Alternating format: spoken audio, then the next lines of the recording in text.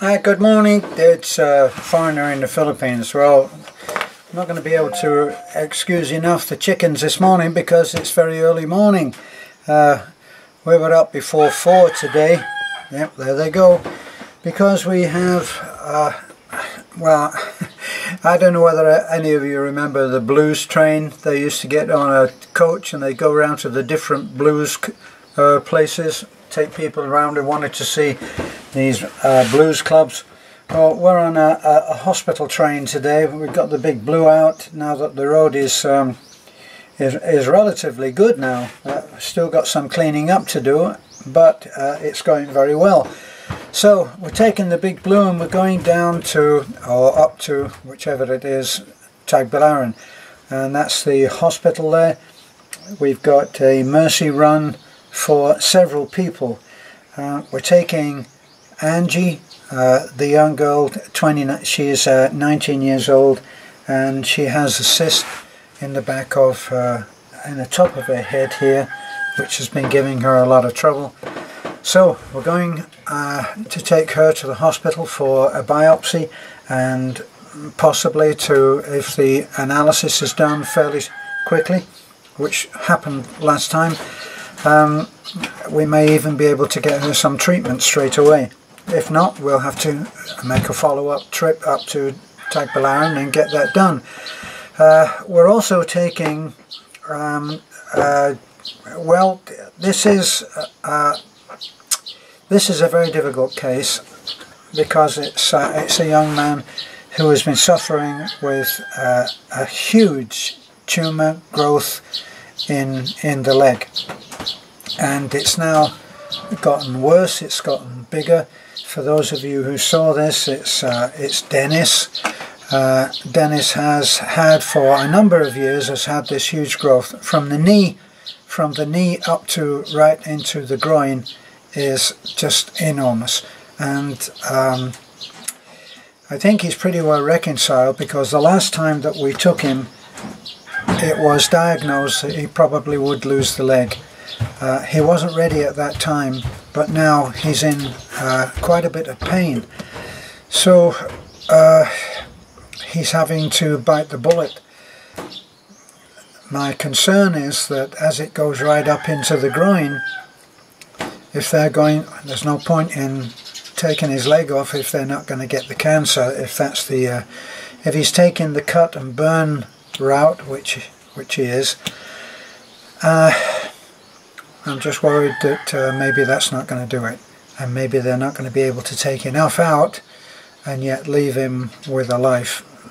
It gets quite tricky up into the groin there, because you've got two major arteries going out and coming back. So that's a worrying case. I'm not really worried about Angie, because I think that that's a fairly straightforward thing. It's not a huge thing, you know, probably, I don't know, no bigger, not the same shape, but no bigger than a thumb, or maybe half a thumb. So that probably will be a fairly easy one. So we're not worried about that one. The real heartbreaker that we're going with now is the young mother with a child who is 3 months old. This is baby Faith. You all have been following this. This is not going to be easy. We're taking her up there today. She has been scheduled to be actually admitted to the hospital today. Now, she was admitted once in her young life. She's only 3 months old. She was admitted once before in her young life, and she had some fluid drained from the skull. She has hydroencephalus, and that's a lot of fluid. But she also has a huge growth, which is certainly as big as a fist, which for a tiny little baby, she's in a lot of pain. It really is a heartbreaking situation. I know that the mom, we saw the mom yesterday. She's only a young mother, one of those college, I guess, high school romances that went the wrong way. The father is still around. He hasn't left, but she's only a young girl. So it's typical of some of the things that happen in the Philippines. No getting away from it. It's life here. So we are looking at getting baby Faith in. We have been pledged. We were, I think we were 22,000 short. But the thing is, we were short on the operation. Well, one of our subscribers has now said that he will pledge that the money, the 22,000 that I believe we are short, if it's not 22,000, if it's a little bit less, then that will go toward aftercare. Yeah, but we didn't show yet, you know, because we receive also other messages, but well, that's why I said if. Ah, okay. That's why I said. Okay, so we're hoping that that pledge is real.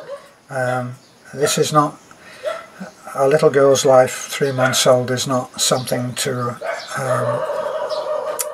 play around with, is it? So this is an emergency run. That's 3 people who are on the cusp of receiving some very variable news. Could be good, could be bad, could be ugly. So, as I say, we were up before 4. I'll be drinking a lot of soft drinks to keep awake on the way back. It's important that we get out and pick up everybody. We've got them organised and waiting for 6 o'clock time. Local time right now is 5:20.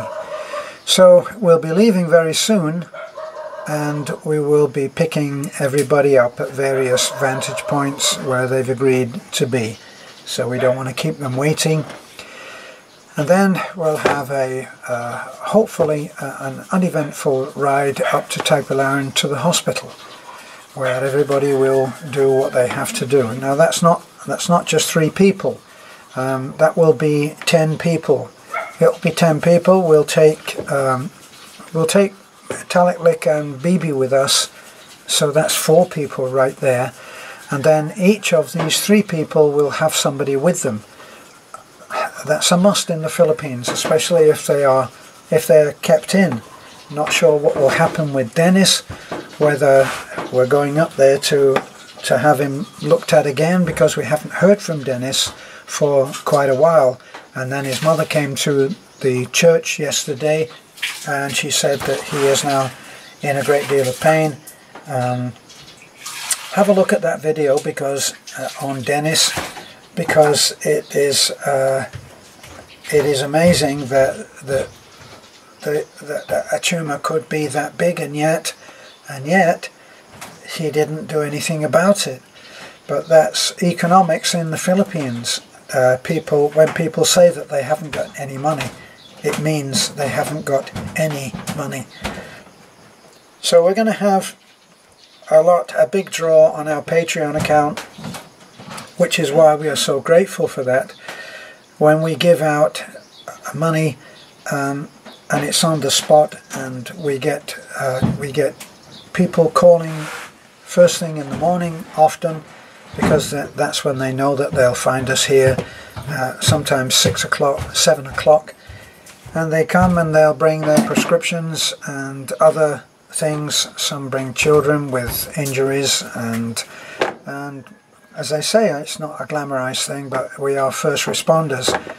People keep telling us that if we teach a man to fish, he'll be able to feed his family for the rest of his life. We're on the absolute basic rung of the ladder of help, and that's what we do. We give help where it has to be right now. There is no teaching anything to the parent, to the mother of baby Faith. We have to save our life. It's as simple as that, and we are so grateful for the people that have sent money and enabled us to be able to face going to the hospital, knowing that, well, in cases like this, in the case of Nisa, which is a throwback, almost like deja vu on this little girl, because Nisa had the same thing. This little girl, Faith, has a certain section of her spine which is in very, very bad shape. It's the bones seem to be fragmented, and that's not all. Afterwards there's going to be some serious aftercare, some serious education. We can't, she's just a tiny baby, 3 months old, and we can't have people coming and visiting her and you know, and going googie gaga over this little child, because she won't be able to take it. The reason that she was discharged after only 3 days the last time was because they were fearful in that hospital of infection, and that's what we're fearful of now. So we have also been pledged a crib, an enclosed crib, which is enclosed by netting, which is safe. Have to say that I've been very impressed with the care that baby Faith receives, the attention. She is the queen, she is the star in that family.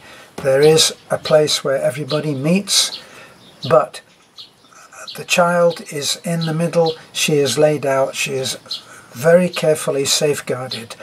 So we're assuming that our crib will go in that same place on that table that's in the middle that you will have seen at on the videos that we have been putting out. And I feel confident that she is going to be safe, and probably we're looking at finding some electrical connection there. I think they have electricity, I know. So we'll be looking at a fan, a mosquito net, and probably if we can get everybody to agree to this, you know, that if they're going to come and visit, they're going to have to wear a mask. And I see lots of people in the Philippines wearing masks. So this should not be too hard, I hope. We'll just have to buy a big box, a big box of masks, won't we? And we'll do that. We'll do whatever has to be done. Angie will, if we need to get her back, then we'll get her back.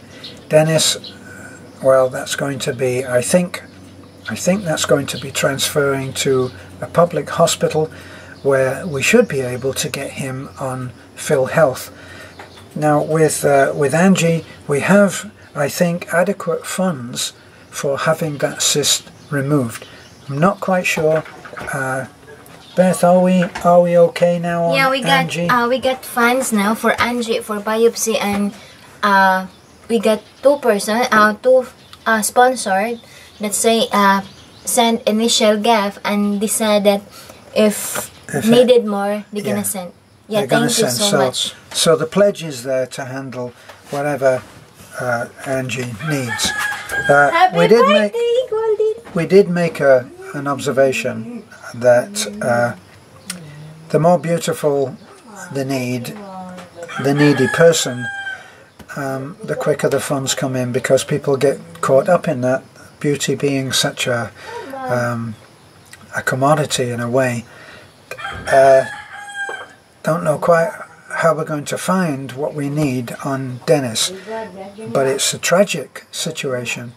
And if you can imagine that his leg is swollen up into the groin, and you realize that that is going to, for as little as I know, I think that's going to be a difficult surgery, because they can only keep following the malignancy wherever it is. If they're going to cut it out, how far can they go? It will certainly be a revealing thing to find out just what can be done. If anything, he may have left it too late. That's my own feeling.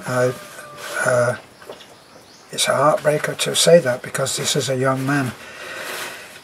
We also have another young man who needs to have surgery, probably several surgeries, in order to be able to walk properly again. And that is what Beth has called the man with the boy with the smaller leg, because his leg has atrophied and he's hardly able to walk, only with a crutch. Okay, that's my update. Wish us luck. I will be posting a video about when baby Faith... Basha! That's Basha.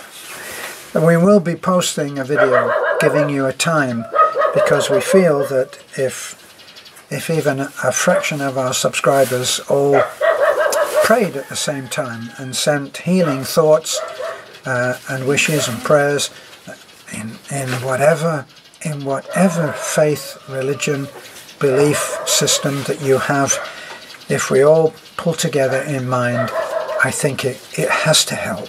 So we'll be giving you an approximate time, local time, and then you can work it out for you whether you're backward or forward or however many. And just spend a few minutes in prayer or meditation for faith. This is a foreigner in the Philippines. We're on our way in a few minutes. Thanks for being with us. Bye for now.